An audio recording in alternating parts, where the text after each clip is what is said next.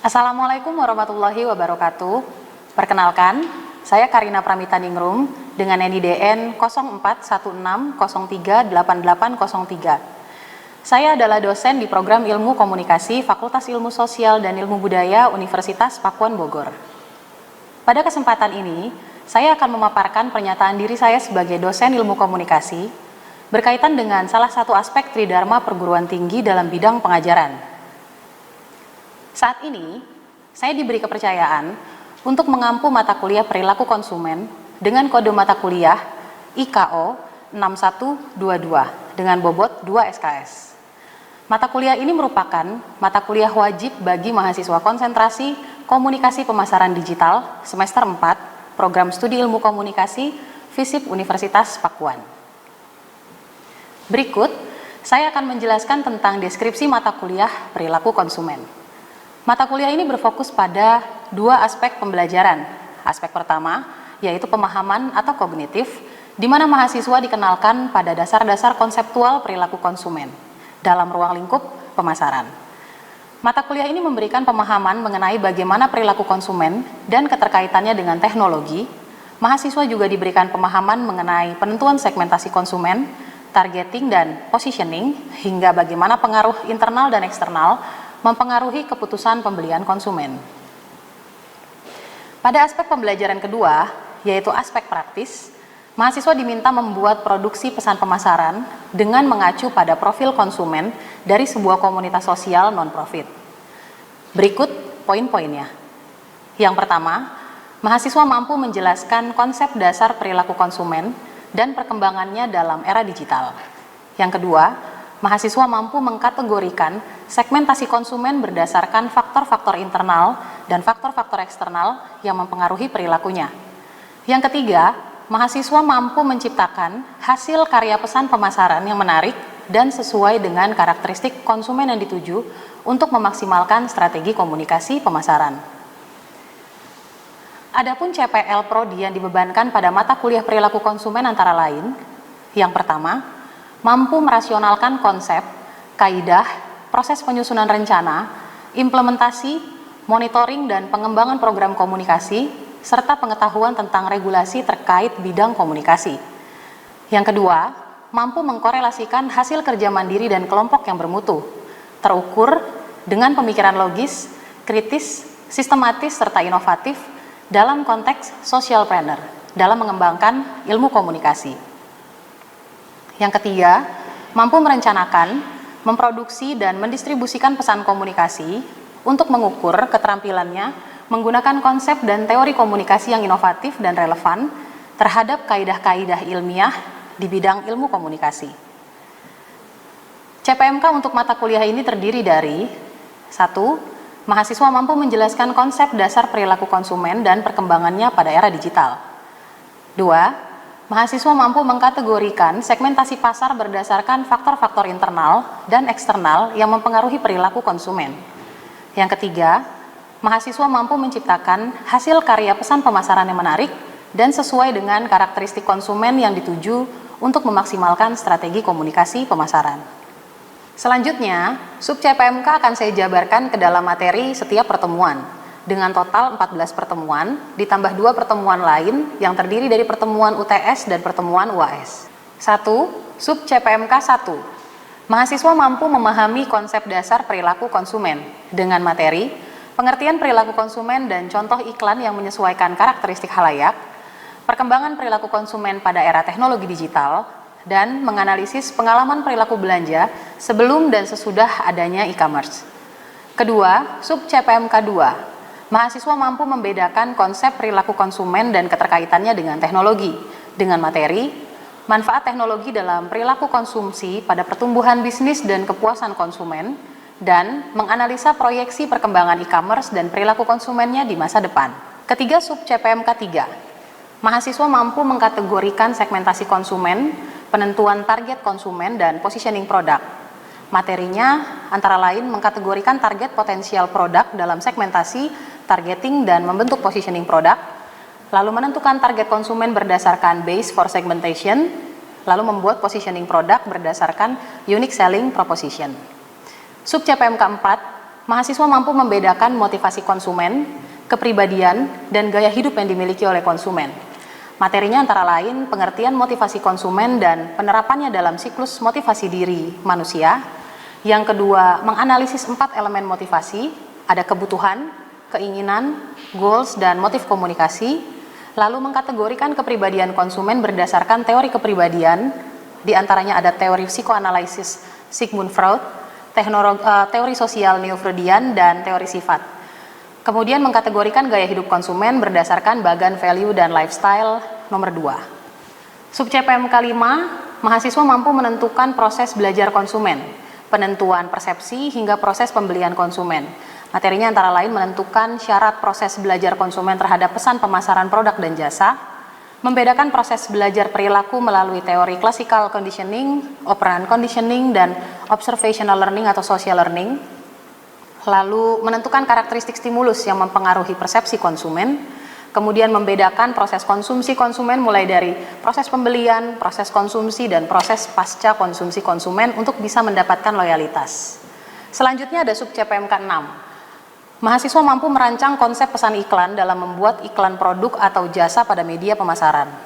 Materinya antara lain menentukan komunitas yang sesuai dengan kriteria mata kuliah perilaku konsumen.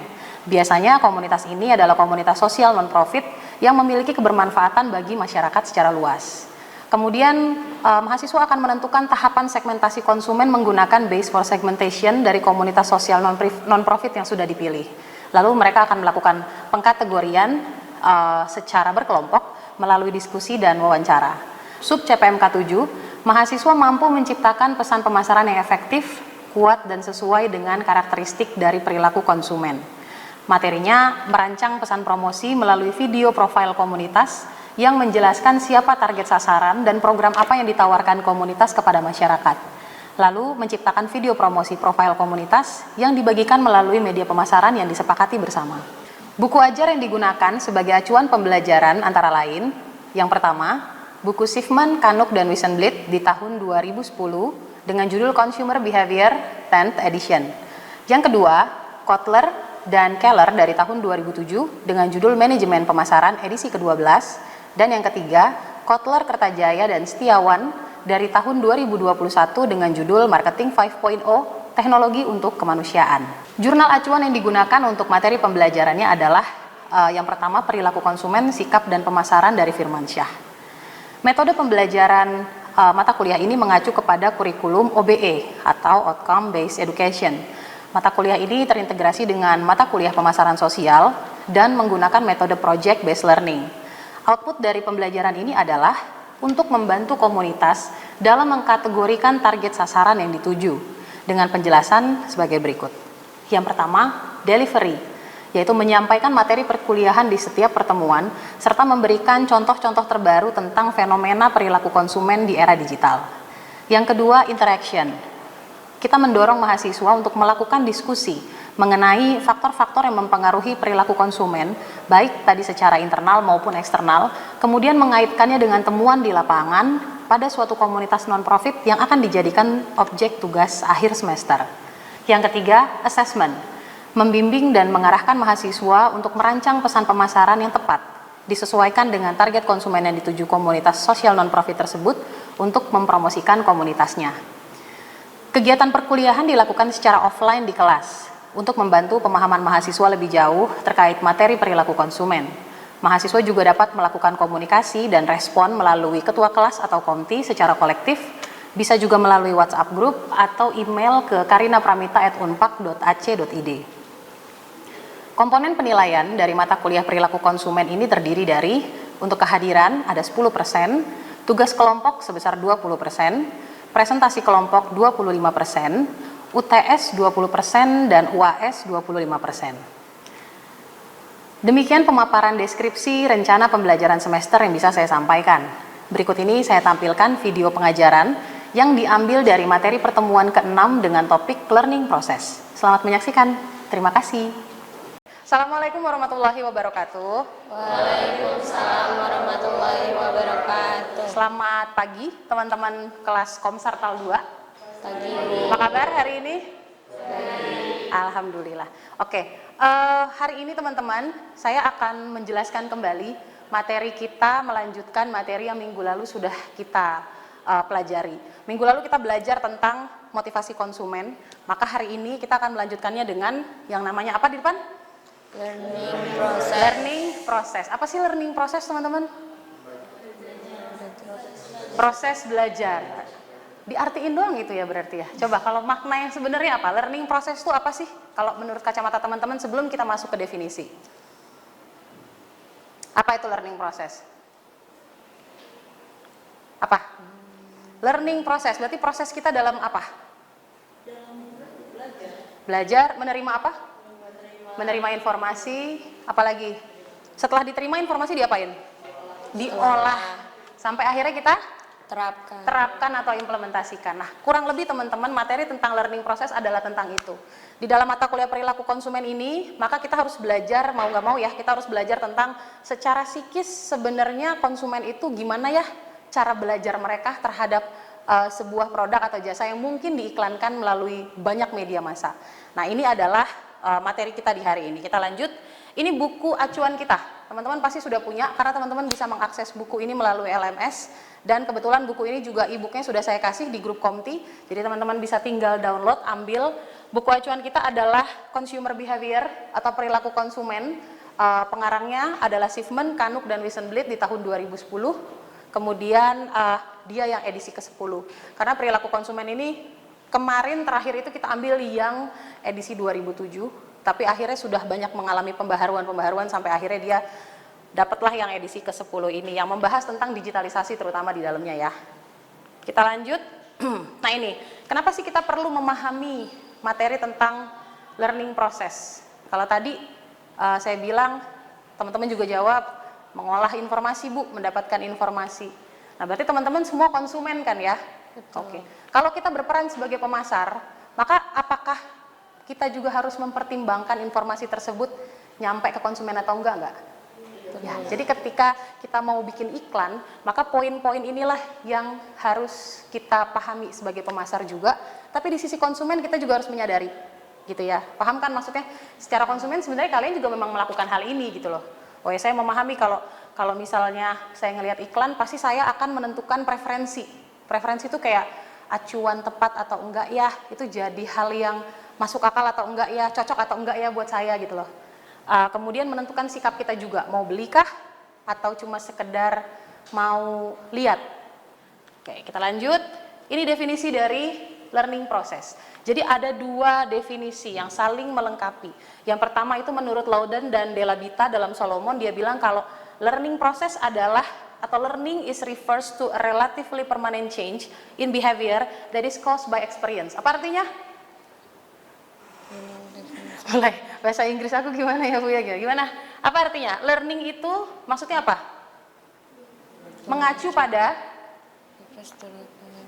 perubahan yang relatif permanen dalam apa? Dalam perilaku, behavior yang dikarenakan apa? Pengalaman. Experience itu pengalaman. Nah itu learning process. Jadi kalian mau beli lagi kah, suka atau enggak sama produk kah? Iklan ini bohong atau iklan ini nggak bohong kah? Itu semua berdasarkan learning process. Jadi ini adalah pengertiannya. Nah menurut Schiffman dan Canuck tadi buku kita, dia menjelaskan lagi dalam sudut pandang pemasaran. Jadi sebenarnya teman-teman learning process itu nggak cuma ada di dalam dunia komunikasi pemasaran. Di segala aspek atau segi ilmu pengetahuan dia bisa dipakai. Gitu si learning process ini. Tapi yang terutama dalam konsep pemasaran, proses belajar itu adalah proses di mana seseorang memperoleh pengetahuan, pengalaman pembelian dan konsumsi yang akan ia terapkan kembali di masa mendatang. Tadi ya, sudah paham ya sampai sini pengertiannya ya? Paham. Oke, nah ini ada hal penting dalam belajar. Ada dua hal penting. Yang pertama harus ada proses yang berkelanjutan kalau kita mau learning. Sama yang kedua, pengalaman itu memainkan peranan. Jadi learning itu kita harus study dulu. Prosesnya dulu kita terus menerus terpapar nih sama iklan, misalnya gampangnya gitu ya. Nah setelah itu pengalaman, ngelihat iklan melulu, menarik, beli. Nah setelah itu mendapatkan hasilnya, suka atau enggak, berhasil atau enggak, sesuai sama ekspektasi kita atau enggak.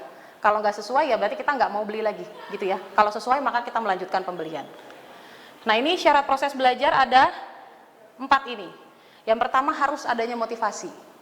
Motivasi berarti tadi yang minggu lalu yang kita bahas minggu lalu ya, ngomongin tentang bagaimana dorongan untuk melakukan sesuatu itu dilakukan. Makanya ada yang kemarin saya bilang, ada orang itu yang konsumennya baru hampir pembelian sampai pembelian. Kalau hampir pembelian seperti yang kalian lakukan ya, sudah biasa kan saya sering bilang, masukin barang ke dalam keranjang di Shopee sampai ribuan gitu ya, terus nggak dibeli-beli. Itu adalah salah satu bentuk motivasi. Sebenarnya pengen beli tapi nggak punya uang dulu ya Bu, sabar gitu misalnya. Nah itu adalah bentuk motivasi. Nah ini juga sama. Syarat proses learning itu adalah yang pertama punya motivasi dulu. Dorongan karena punya kebutuhan. Makanya dimasukin ke keranjang walau nggak dicekot-cekot ya. Yang kedua, harus punya isyarat. Isyarat itu maksudnya gimana? Stimulus yang masuk ke kita yang mempengaruhi. Entah itu dari iklan, entah itu dari brosur, dari packaging, dari harga, dari tren, itu juga bisa. Itu termasuk ke dalam isyarat. Lalu harus ada yang ketiga, respon. Kita suka atau enggak? Nge-like atau enggak? Nge-share videonya atau enggak? Ada yang misalnya suka ngelihat iklan, tadi bazar, pengen kasih tahu Sari saya share ke Sari. Nah itu upaya-upaya tersebut adalah bentuk respon. Nah yang terakhir adalah penguatan. Penguatan tuh bisa rasa ingin tahu, bisa harga yang murah. Pengen kesana deh karena penasaran katanya harganya diskon sampai 80%. Penasaran deh katanya rasanya enak banget sama kayak yang di Thailand misalnya gitu. Kalau kita fokus kembali ke contoh yang tadi ya. Gitu. Jadi ini adalah 4 syarat proses belajar. Teman-teman kalau ada yang mau tanya nanti boleh langsung tanyakan ya. Apa aja yang mau ditanya-tanya.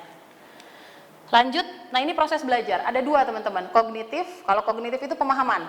Kayak misalnya nih saya kasih informasi ke teman-teman, terus kalian baru dapat informasi tersebut karena itu adalah hal yang baru. Maka nanti kalian akan, gitu. Tahu ya, pernah ya dikasih tahu sesuatu terus kalian kayak, gitu. Nah itu berarti kalian sedang proses belajar kognitif, pemahaman. Baru tahu informasinya jadi paham. Itu proses belajar kognitif. Ada 3, kognitif, afektif, sama behavior. Kalau afektif di sini nggak kita bahas karena itu sudah pasti include di dalam di antara 2 poin ini. Nah, yang terakhir ada proses belajar perilaku. Jadi bagaimana kita langsung mengimplementasikan reaksi kita terhadap stimulus. Gitu. Paham ya? Jadi proses belajar ada 2. Yang pertama adalah dari sisi kognitif, yang kedua dari sisi perilaku. Nah, ini yang seru. Kita akan belajar tentang pengkondisian. Jadi ada teori proses belajar perilaku teman-teman. Ada 2 teori besar yang mau saya jelasin ke teman-teman supaya teman-teman punya wawasan baru gitu ya. Yang pertama, proses learning itu ada yang namanya teori classical conditioning. Classical conditioning sama yang kedua ada instrumental atau operant conditioning. Kita masuk ke bagian yang pertama. Jadi, menurut para ahli teman-teman, bahwasanya learning prosesnya manusia itu semua bisa diatur. Nah, dalam dunia pemasaran itu juga bisa dilakukan. Jadi kita bisa mengatur konsumen itu bisa mengasosiasikan sebuah produk kepada satu hal yang lain. Yang mungkin sebenarnya itu direlate-relatin gitu. Paham nggak sih maksudnya? Jadi iklan itu bisa muncul atau iklan produk atau jasa itu bisa muncul dan kita bisa mengasosiasikan itu terhadap sesuatu. Contohnya misalnya gampang gini, saya sering kasih contoh ini di kelas. Ketika kalian misalnya mencium satu wangi parfum, terus kalian mengingatkan kalian sama kenangan-kenangan. Itu adalah pengkondisian. Tapi itu pengkondisian yang berfungsi untuk diri kalian sendiri. Kalau dalam dunia pemasaran harus ada iklannya. Maka iklan tersebut kalau kita tonton nanti kita bisa mengasosiasikan hal tersebut dengan sesuatu hal. Gitu. Nah, kita ambil dulu konsep yang pertama, classical conditioning. Jadi di sini adalah teori learning yang mengatakan kalau makhluk hidup itu pasif katanya. Jadi dia itu bisa diajarkan perilaku-perilaku tertentu melalui pengulangan, repetisi. Kita bisa katanya bisa karena biasa. Pernah dengar itu ya? Ya. Nah itu adalah classical conditioning. Sama kayak misalnya orang nyetir mobil belajar, terus baru selesai nih dia kursus mobil, abis itu dia harus tugas keluar kota yang nggak pegang mobil sama sekali. Beberapa tahun kemudian pulang lagi ke Jakarta bawa mobil masih bisa nggak menurut kalian? Agak gimana gitu, kagok doang ya. Tapi setelah itu bisa karena dia sudah mengkondisikan dirinya ketika kursus sebelumnya dia udah tahu nih kapan harus masuk gigi 1, kapan harus masuk gigi 2, kapan harus nginjek gas, kapan harus ngerem gitu. Jadi badannya udah otomatis harus nengok ke kiri ngelihat sen dan lain sebagainya gitu ya. Nah ini adalah eksperimen yang dibuat sama Pavlov. Jadi dia meng-create seekor anjing itu gimana caranya supaya bisa mengasosiasikan sebuah stimulus bel. Kalau bel itu dibunyikan, dia harus mengeluarkan saliva. Itu nggak mudah teman-teman. Dulu ya memang ini anggaplah eksperimen ini anggaplah memudahkan untuk memahami itu ya, memahami konsepnya si Pavlov. Yang pertama yang harus disediakan ketika kita ngomongin eksperimen classical conditioning adalah netral stimulus dulu. Netral stimulus itu ada banyak, bisa barang, bisa momen, bisa cerita, bisa apapun. Objek-objek yang sifatnya netral. Kita kayak sekarang nih pengalaman kuliah itu juga hal yang sifatnya netral. Nah, kemudian ada stimulus yang mau kita kondisikan. Stimulus yang mau kita kondisikan. Kalau di sini netral stimulusnya tadi bell ring, yang netral sifatnya. Ya dia ya bell aja, fungsinya ya untuk mengingatkan pakai suara tertentu gitu ya. Nah, netral stimulus ini ceritanya dipaparkan ke seekor anjing.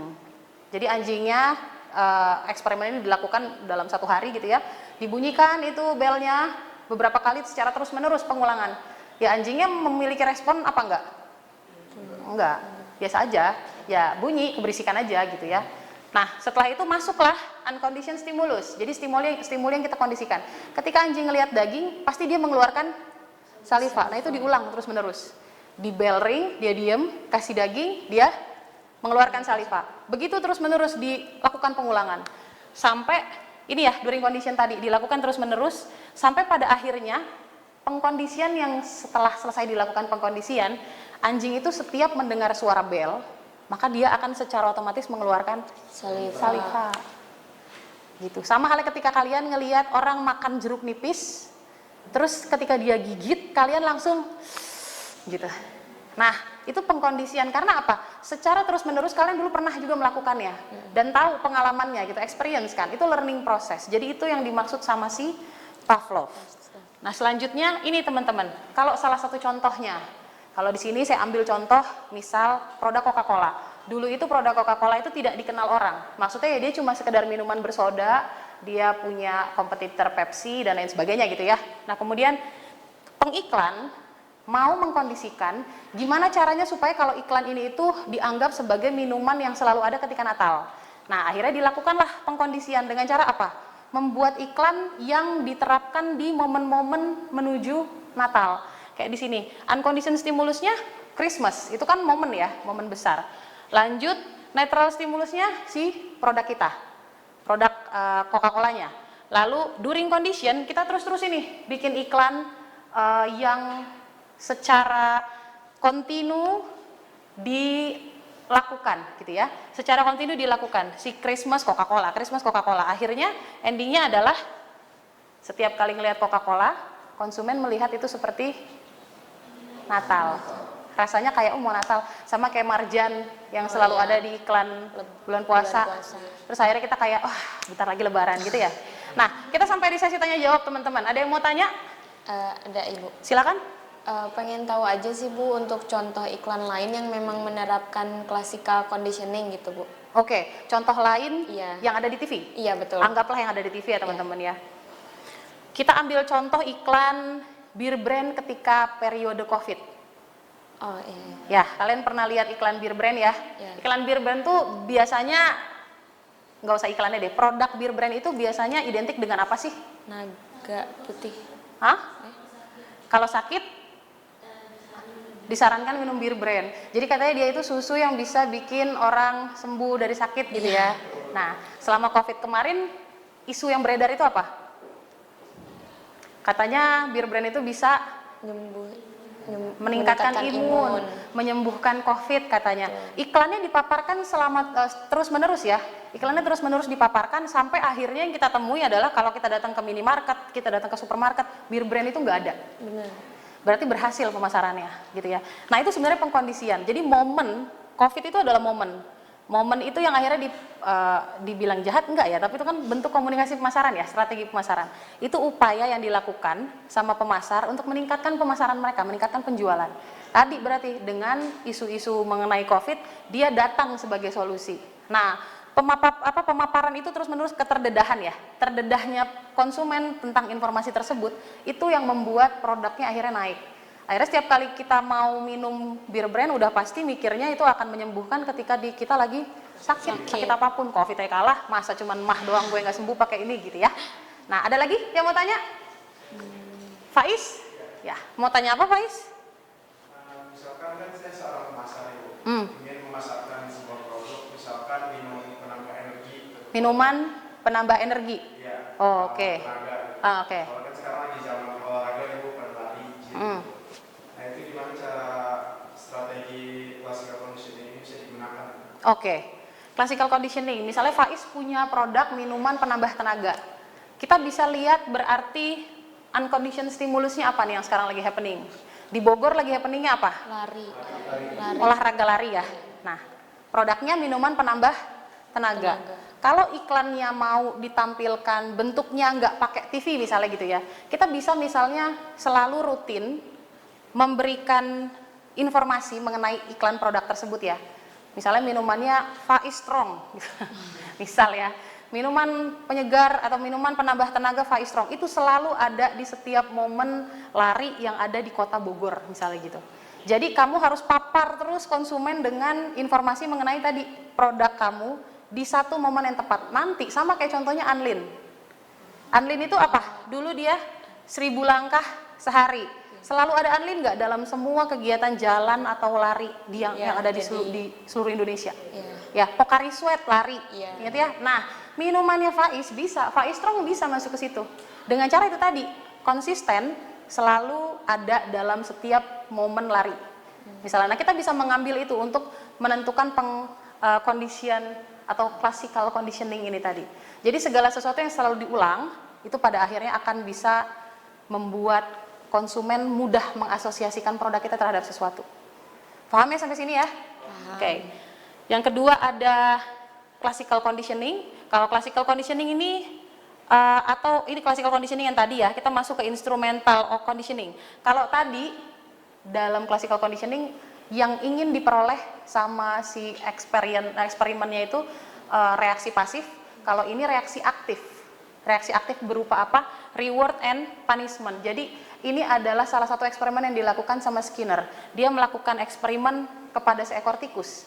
Jadi dia di sini memberikan, sama teman-teman, ngomongin tentang pengalaman juga, experience. Tapi melalui apa experience-nya? Tadi kalau kata Skinner bilang, bukan pengulangan, tapi reward and punishment. Ketika seekor tikus diletakkan dalam sebuah Skinner box, yang di bawahnya ada grid yang mengandung unsur listrik, kemudian si tikus ini diharapkan bisa bukan bisa berpikir ya, diharapkan bisa mengasosiasikan. Ketika dia menekan di sini ada lever itu kayak semacam tuas gitu ya. Kalau dia berhasil menekan, maka nanti si food dispenser akan mengeluarkan makanan berulang kali. Tapi kalau misalnya dia salah, dia malah garuk-garuk si food dispensernya, berarti itu kan melakukan hal yang salah ya. Nanti dia akan kestrum. Gitu. Nah, signal light dan speaker ini yang nanti akan membantu kalau dia melakukan hal yang salah, lampu merah menyala, suara bising akan dibunyikan. Tapi kalau tepat, maka yang